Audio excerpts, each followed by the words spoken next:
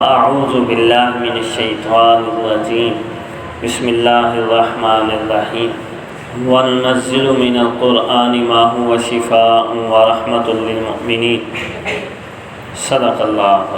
معزز سامعین، جو آیت طیبہ آپ حضرات کے سامنے پڑھی گئی ہے، اس میں پورے قرآن کریم کو انسانیت کے لیے شفا اور رحمت کا ذریعہ قرار دیا گیا ہے۔ ویسے تو پورا قرآن ہی مسلمانوں کے لیے شفا ہے، رحمت ہے، اور جو لوگ اس کی طرف طلب کی نگاہ سے آئیں گے، چاہے کافر ہی ہوں، جب اس کی طرف آئیں گے تو قرآن اپنی رحمت میں ان کو بھی ڈھانپ لے۔ اس کے علاوہ نبی علیہ السلام نے کچھ صورتوں کے کچھ خواص بیان کیے ہیں، تو ہمیں ان صورتوں کا اہتمام کرنا چاہیے، زندگی بھر اپنی زندگی کا وہ معمول بنا لیں۔ شیطان کے سر پر ہم سوار ہیں، شیطان کے ساتھ ہماری دوستی، جہاں سے ہمیں نور حاصل ہونا ہے، ہماری روحانی بیماریوں کا جو علاج ہے ہم اس طرف آتے نہیں، نہ ہم قرآن پڑھتے ہیں، نہ حدیث پڑھتے ہیں، نہ دین سیکھتے ہیں، نہ اس کے اوپر عمل کرنے کی کوشش ہے، بس شیطانی کاموں کے پیچھے لگے ہیں، اور شیطان آج کی دنیا کے اوپر مسلط ہے۔ نبی علیہ السلام کا فرمان ہے، جو شخص فجر کی نماز نہیں پڑھتا، شیطان اس کے کان کے اندر پیشاب کرتا ہے۔ اب شیطان ہمارے اوپر حاوی ہے، مسلط ہے، تو اس وجہ سے ہمیں قرآن کریم، اعمال صالحہ، تقوی، پرہیزگاری کی طرف آنا چاہیے، تاکہ اس شیطان سے ہماری جان چھوٹے اور ہماری زندگی بھی نور سے بھر جائے اور آخرت بھی ہماری سنور جائے۔ سب سے پہلے تو اس بات کا عزم کیا جائے کہ ہم نے 5 وقتہ نماز کا اہتمام کرنا ہے۔ دوسرا، اپنی زندگی کا معمول بنائیں کہ قرآن کریم کے ساتھ تعلق رکھیں، اپنا روزانہ کی بنیاد پر قرآن کریم کی تلاوت کریں، تھوڑی کریں لیکن روزانہ کریں، آہستہ آہستہ اس کی مقدار بڑھا دیں۔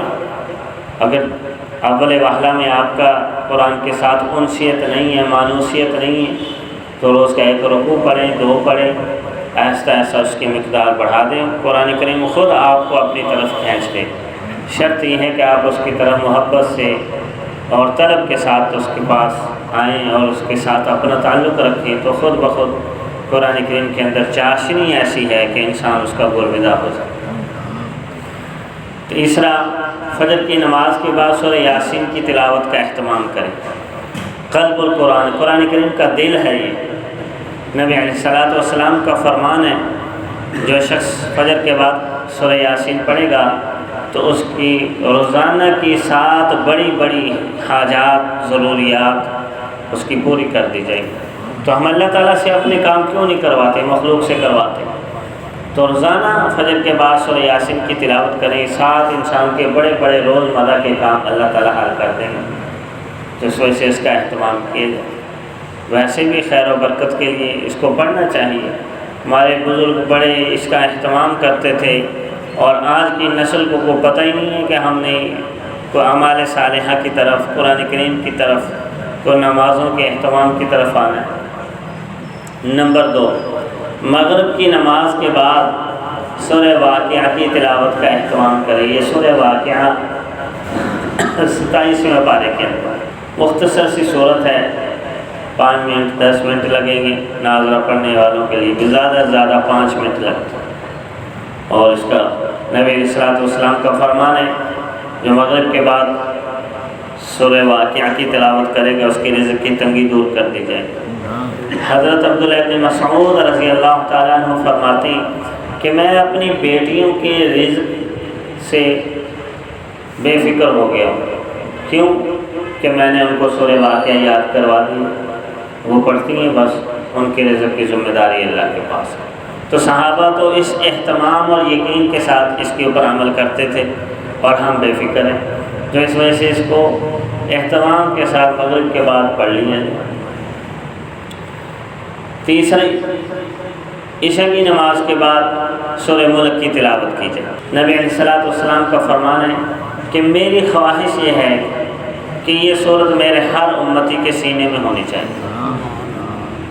اب حضور کی یہ خواہش ہے، ہمیں حضور کی آرزو پوری کرنی چاہیے. ہم اپنے بچوں کی وہ ضروریات وہ فرمائشیں پوری کرتے ہیں، اور یہاں آقا دو جہاں صلی اللہ علیہ وسلم فرمائش کر رہے ہیں، اپنی تمنا کا اظہار فرما رہے ہیں کہ میری آرزو ہے، میری خواہش ہے، میرا دل چاہتا ہے کہ یہ صورت میرے ہر امتی کے سینے میں ہونی چاہیے.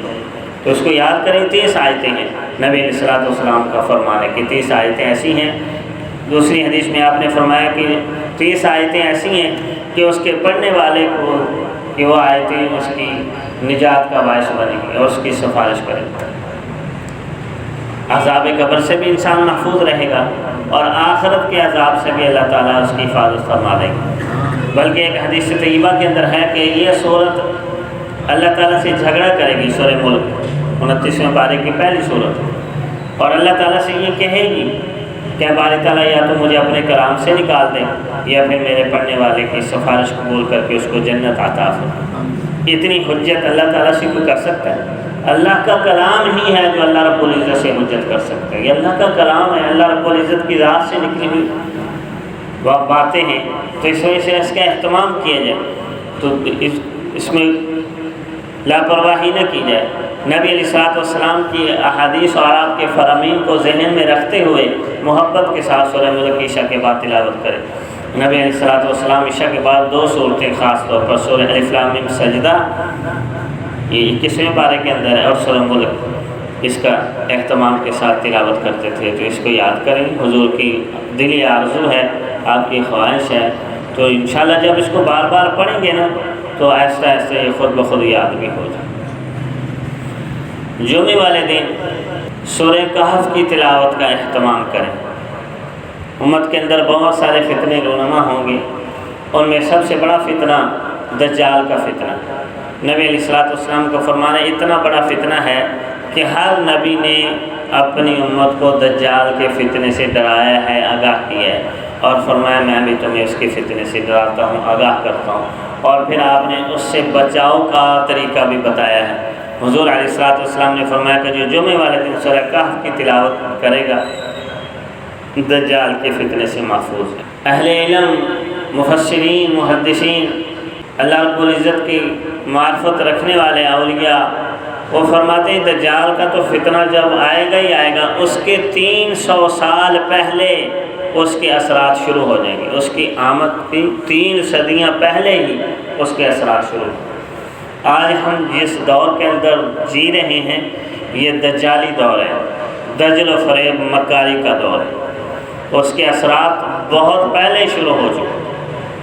تو اس وجہ سے اہتمام کے ساتھ جمعے والے دن سورہ کہف پڑھیں اور اللہ رب العزت سے پناہ مانگیں کہ باری تعالیٰ اس صورت کی برکتیں، اس کے انوارات ہمیں عطا فرما دیجیے اور دجال کے فتنے سے ہمیں پناہ عطا فرما. اسی طریقے سے شب جمعہ یعنی جمعے والا دن جب گزر جائے تو جمعہ رات کا دن جب گزر جائے تو جمعہ رات اور جمعے کی درمیانی جو شب ہے اسے شب جمعہ کہتے ہیں. تو شب جمعہ کو سورہ دخان کی تلاوت کا بھی اہتمام کریں.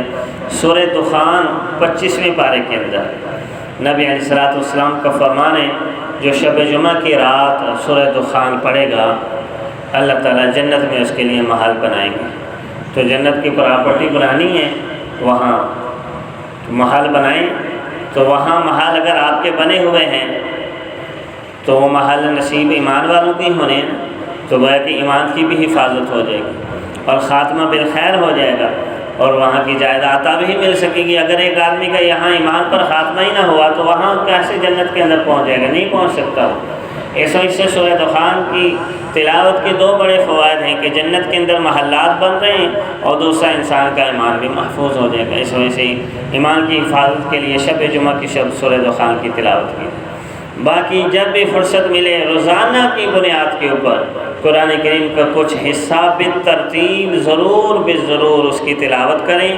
اس کے ساتھ اپنی محبت اور انسیت کا تعلق رکھیں. اللہ رب العزت کی ذات ہمیں قرآن کریم سے والہانہ محبت کرنے، اس کو سیکھنے سمجھنے اور اس کے اوپر عمل پیرا ہونے اور دنیا کے کونے کونے تک اس کا پیغام پہنچانے کی توفیق عطا فرمائے. وآخر دعوانا الحمدللہ رب العالمین.